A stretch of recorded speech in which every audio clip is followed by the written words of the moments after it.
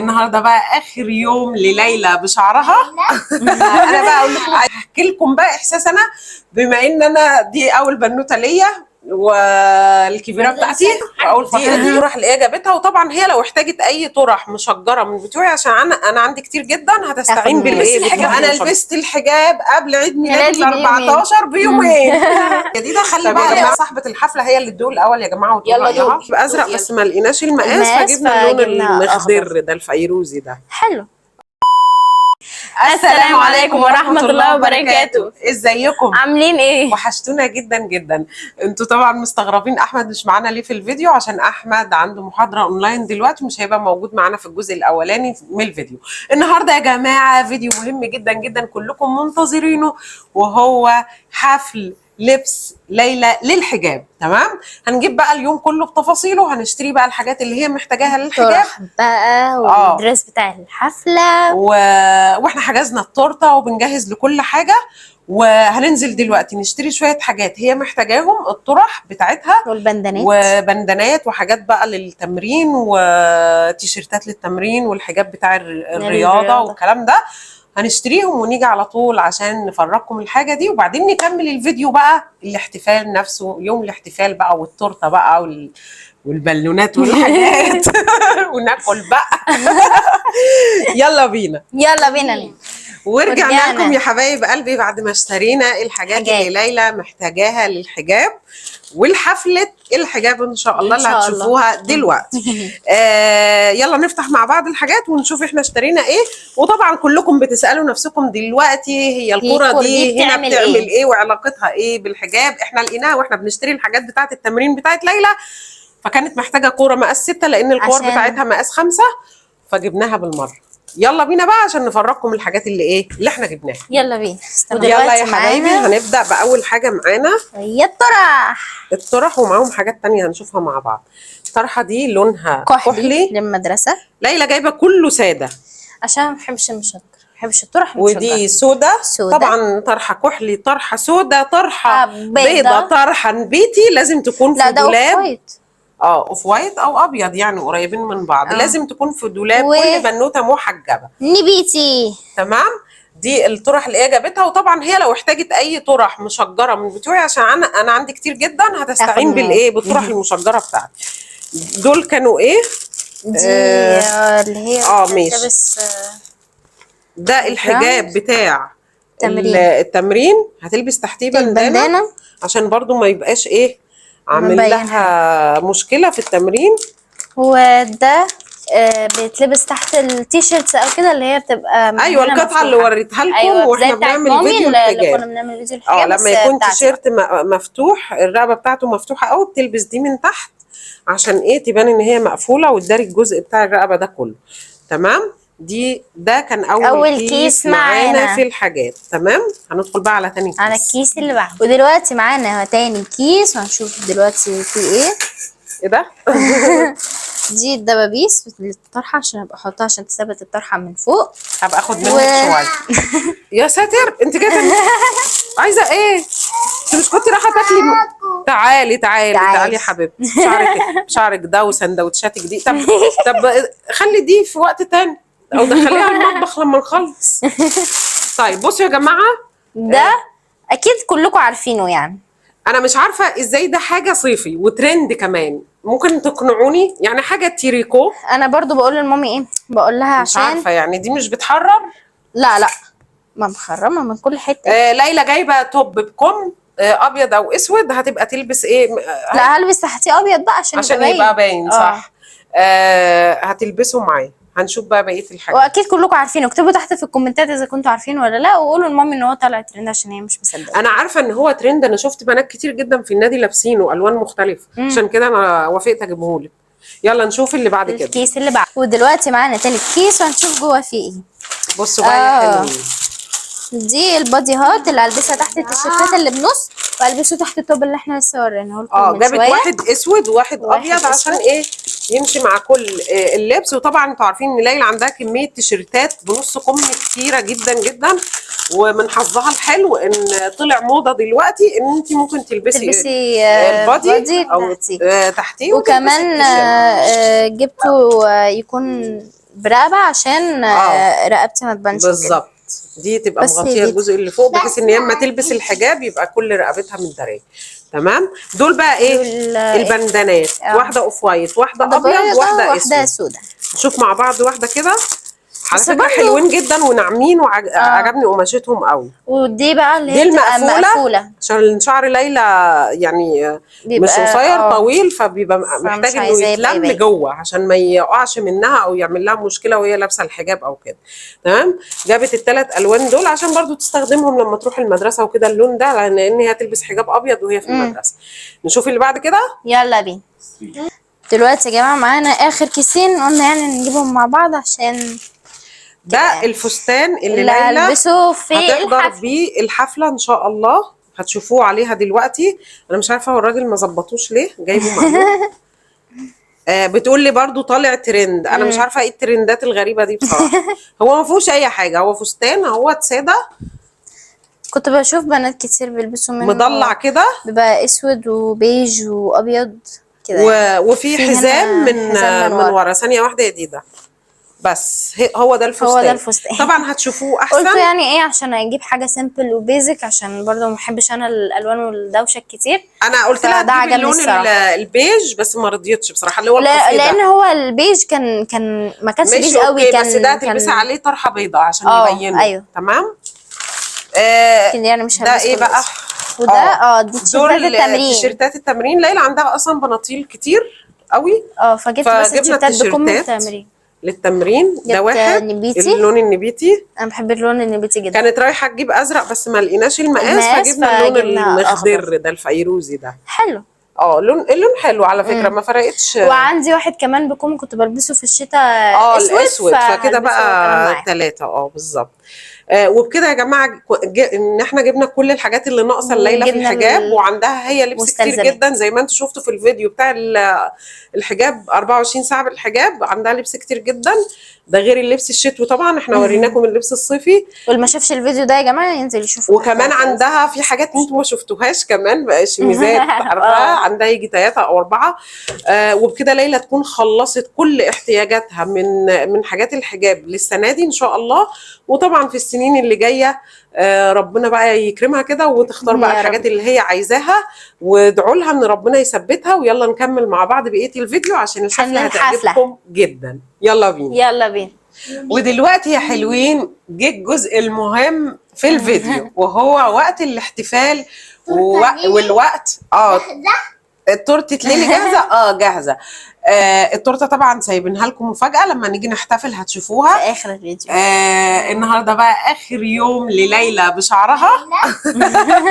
عايزه اسالك احساسك ايه؟ وانا مش خلاص هتلبسي انت موجود بس انت مالكش علاقه بالموضوع. انت لما نيجي نلبسك الحجاب هبكلمك. ايه رايك؟ احمد 0 مامي 1. يلا. احساسك ايه يا ليلي وانت هتلبسي الحجاب؟ انا بجد متحمسه جدا للموضوع عشان انا من زمان وانا عايزه البسه اصلا، واحنا في انترفيو فجه بقى الوقت المنتظر، فمبسوطه جدا الصراحه، متحمسه جدا. طيب يا اصحابي بقى كل الفيديوهات اللي جايه هتشوفوا ليلى بالحجاب. خلاص لو شفتوا لها اي فيديو بقى من غير الحجاب ده هيبقى ايه؟ فيديو قديم وطلع لكم بقى اكسبلور او حاجه. فخلاص الفتره اللي جايه كلها كل الفيديوهات الجديده ان شاء الله بالحجاب. ربنا يثبتها يا رب. والف الف مبروك يا حبيبه مامي. انا بقى اقول لكم هحكي لكم بقى احساس انا، بما ان انا دي اول بنوته ليا والكبيره بتاعتي واول فرحتي. حجب يا جماعه. لسه بدري عليها دي. وانت انت قبل فريد 0-2.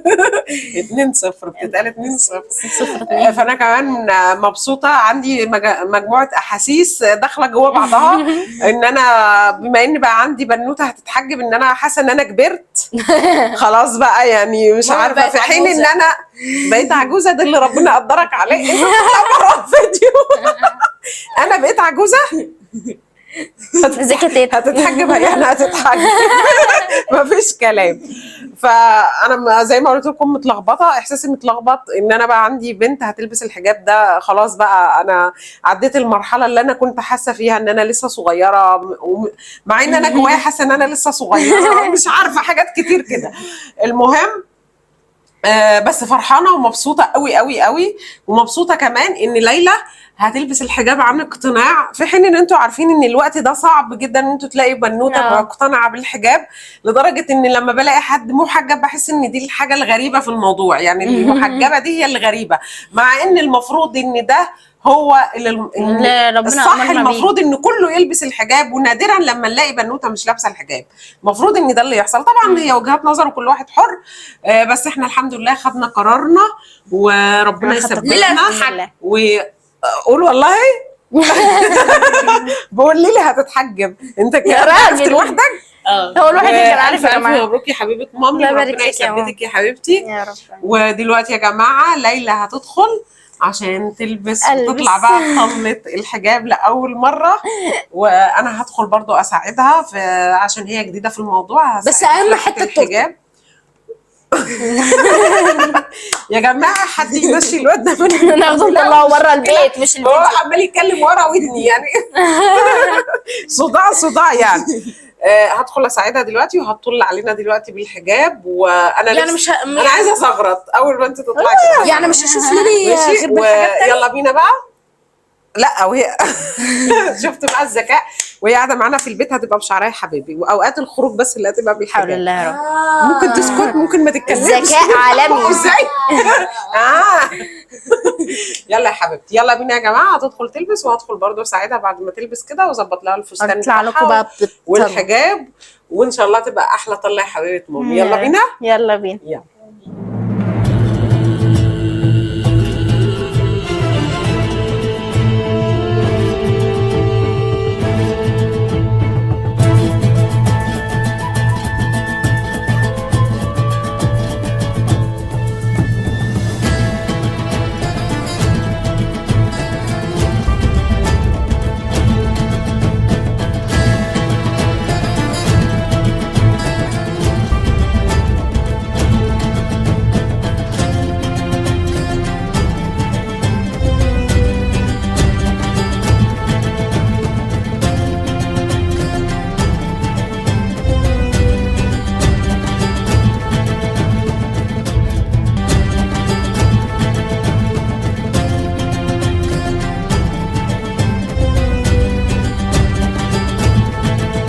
وزي ما شفتوا يا حبايبي ليلى لبست الحجاب اهيت وطلعت بيه. الف مبروك يا حبيبتي. الف مبروك. يبارك فيك يا ماما. الف مبروك يا حبيبتي.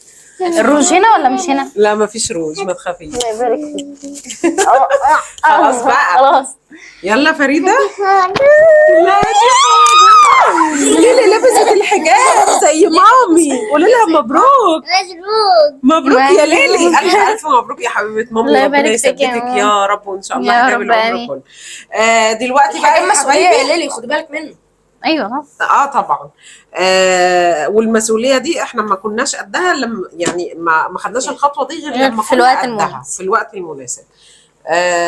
دلوقتي بقى اللحظه الاهم هنوريكم بقى. اكيد كلكم مستنيين اللحظه دي. اكيد عايزين يشوفوا التورته شكلها ايه وطعمها. هنشوفها مع بعض يا حبايبي.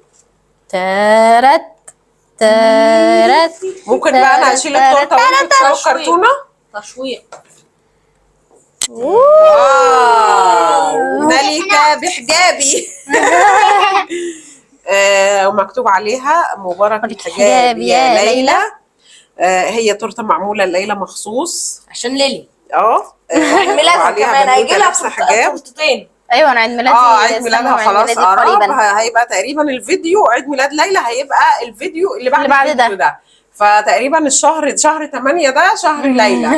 الشهر اللي اتولدت فيه، الشهر اللي لبست فيه الحجاب. تصدقي حاجه حلوه جدا ان انت تلبسي الحجاب في نفس الشهر اللي اتولدتي فيه.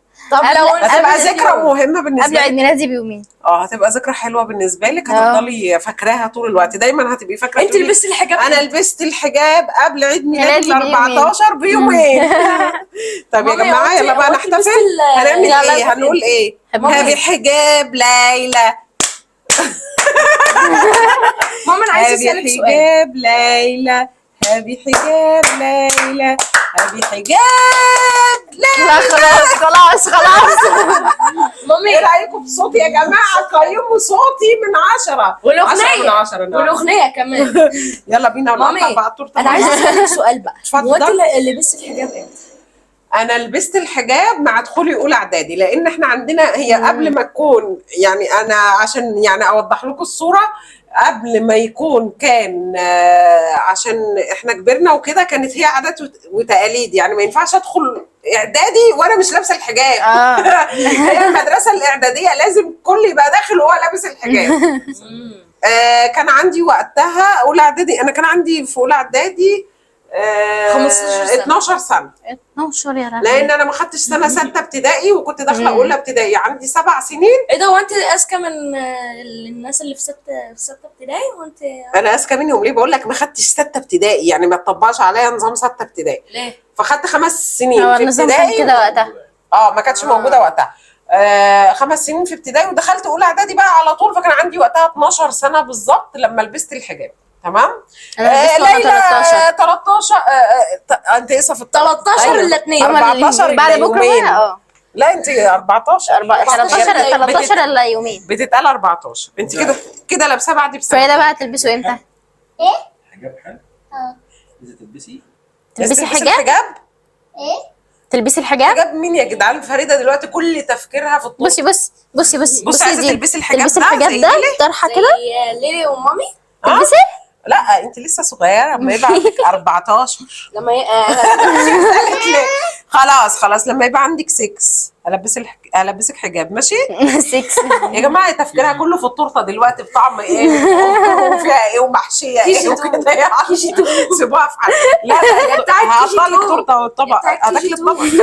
يلا يا جماعه نقطع مع بعض التورته. يلا بينا. يلا بينا. هي شوكولاته ولا فانيليا؟ فريده نطقت بتقول لكم يلا بينا. هي شوكولاته فانيليا ولا فانيليا؟ نص فانيليا. ونص، نص ونص. هنشوف بقى النص اللي هنقطعه مع بعض دلوقتي. هو مش المفروض كنا جبنا شمعة او حاجه يا جماعه تفرقوا؟ لا ما هو مش عيد ميلاد، في العيد ميلاد بقى نجيب الشمع. بصوا بقى الحركه الحلوه اللي انا عاملاها، ايوه ان انا جايبه العصير، جايبه جايبه موز مخصوص عشان باللبن. نفس لون ولا لبن عشان بالموز. نفس لون التورته. ما انا امال ايه؟ ايوه انا اصلا ما بحبش الموز. دماغ مامي شغاله ما بتنامش. لقيت مامي بتجيب موز، قلت لها ماما انا ما بحبش الموز، قالت لي عشان يبقى نفس لون التورته. تقريبا يا جماعه الجزء ده اللي بالشوكليت. مين عايز الشوكليت؟ انا عايز فانيليا. انا مش فارقه لي، المهم اكل وانا كيك. كمان عايزه شوكليت. وانا حاضر. كمان عايزه عايز شوكليت. فانيليا. مش عايز؟ خدي هاخد خلاص. ساعد أي لك حاجة شوكه. مش مهم. وانت شوكليت يا ديدا، خلي بقى صاحبه الحفله هي اللي تدوق الاول يا جماعه وتقول يلا رأيها. دوق يلا. انت عايزه شوكليت؟ اوكي. يلا قولي. اصبر باكل. هتقولي ازاي من غير ما تدوق؟ ايه الذكاء ده؟ قيمي يلا. بسم الله. تورته حجابها بقى لازم تكون حلوه. هابي سيتو. فظيعه يا جماعه، هابي حجاب يا ليلى. نفس رايي كل مره، طعمها اتفضلي تحفه. جديدة. واحلى حاجه الشوكليت شيبس اللي بتبقى موجوده في الكيك فظيعه احمد بصراحة. غالبا بقى النص التاني لما تبقى كده هنا كده. اما انا افرض قطعتها وما طلعتش. تحسبيها. عايزه ورده. هنا تبقى هنا. خدي ورده. مفروض. خدت ورده. اعرف يا جماعه ازاي؟ لا ده شوكليت. ده شوكليت يبقى برضه. ده النص امال الفانيليا فين؟ مش عارف مين اللي هياكل التاج. لا انا طبعا، بس انا ما بحبش اميره حاجات السكر. بحجابي.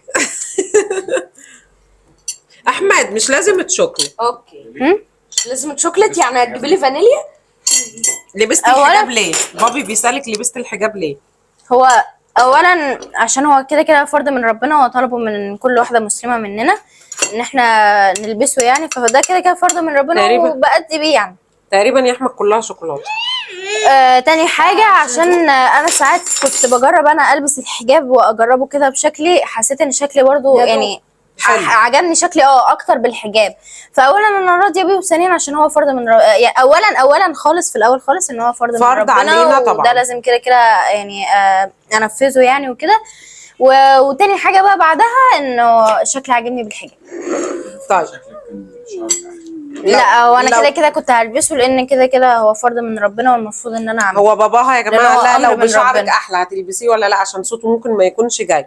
هي هو- بتقول لا كده كده كانت هتلبسه. هو حتى لو مثلا انا مش عاجبني شكلي بالحجاب، انا مع الوقت هقتنع بيه وهبقى ماشيه حياتي كده، لان هو كده كده ده فرض من ربنا وربنا امرنا بيه. وده اللي بحاول ازرعه في ليلي من وهي صغيره. فلازم انفذه، حتى لو كان شكلي مش عاجبني بالحجاب، ما خلاص مش هينفع. اللي هو امر واقع يعني. ده حاجه احنا ما اخترناش دنيتنا، احنا بنختار بالظبط. اخرتنا. يعني انا زارعه فيها القيم دي. كان ممكن تيجي تقول لي لا يا مامي شكلي وحش بالحجاب، طب سيبيني اعيش حياتي. طب انا ليه بقى هلبس مثلا ناس كتير بتلبس مش عارف ايه، وانا اشمعنى انا اللي هلبس مقفول؟ طب وانا فانا من وهي صغيره فهمتها ان احنا اصلا ما احنا في ايدينا كلنا نعمل كده. بالظبط. ما انا في ايدي اخلع وامشي من غير حجاب، البس عريان، اعمل يعني وعادي بقى وخلاص. ما انا في ايدي اعمل ده. انا يعني الموضوع مش صعب بالنسبه لي ان انا اعمله، او مش حد جابرني على ده. بس انا بعد كده قلت الواحد لها هيندم في وفهمت الاخر لها يعني. الموضوع عقابه بقى. يعني احنا مسلمين يعني، المفروض ان احنا يعني ربنا امرنا بحاجه فاحنا ايه ننفذها. بالظبط، عشان اخرتنا كمان. تورته جميله. انا جاي عشان التورته بس. وانا كمان تورته انت ايه رايك يا احمد في الموضوع؟ حلوه. موضوع ان التورته حلوه. طعمها شوكولاته. طعمها شوكولاته، امال هيكون طعمها ايه؟ التورته جميله طعمها حلو قوي، بس انا كنت متخيله ان هي نص فانيليا ونص شوكولاته، بس طلعت كلها شوكولاته. ما مش ممكن مشكله، ممكن انا بحب يكون هنا الشوكولاته كده. اصلا. مش ممكن. طعمها حلو. واحلى حاجه ان هي تورته حجاب ليلى. ايوه عشان كده طعمها حلو. مبروك يا حبيبه ماما. الله يبارك فيكم يا جماعه. انا خلصت حاجه. ربنا يثبتك يا حبيبتي، ويا يا رب رب تكوني آمين. قد المسؤوليه دي ان شاء الله. يا رب. وانا عارفه ان انت قدها. انا واثقه فيكي دايما زي إن شاء ما الله. كنت بثق فيكي دايما طول الوقت. وقد اي حاجه او اي مسؤوليه انا بديها لك، وانت اكيد قد المسؤوليه دي، مش عشان انا اللي امرتك بيها، عشان ربنا هو اللي امرك بيها. مبروك يا ليلي. الله يبارك فيك. وبكده يا جماعه ما نشوف بقى الاحضان الاخويه دي. وبكده نكون خلصنا حفله حجاب ليلى. عقبالكم جميعا. على ما اللي لسه أظن إن اتحجبش، الحفلة دي- ومبروك لكل اللي اتحجبوا حبايب قلبي. كتاكيتي حبايب قلبي اللي بيشوفونا كلهم. هتوحشونا جدا جدا. وقبل ما نقفل ما تنسوش لايك وشير وسبسكرايب والكومنتس وتفعلوا زر الجرس عشان يوصل لكم كل جديد. وكمان مستنيه منكم تقيموا كل حاجه حصلت في الفيديو والدريس. الاحتفال، سواء لبس ليلى، الدريس، التورته، كل حاجه كده. اكتبوا لنا هي خدت كام من 10 بالنسبه لرايكم. وان شاء الله الفيديو الجاي هطلع احلى كومنت هيكتب لنا كل التقييمات على الحاجات اللي احنا عملناها. تمام، هطلعه في الفيديو الجاي. هتوحشونا جدا جدا، بنحبكم قوي. وباي باي.